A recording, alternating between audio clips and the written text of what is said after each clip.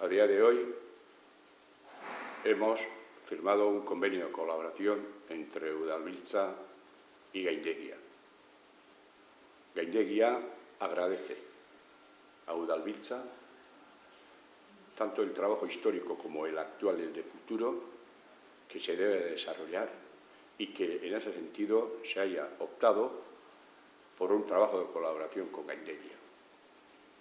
Euskal Herria, como nación desestructurada, necesita de datos concretos en relación a su propia dimensión socioeconómica. Nos hace falta conocimiento y nos hace falta trabajar en equipo.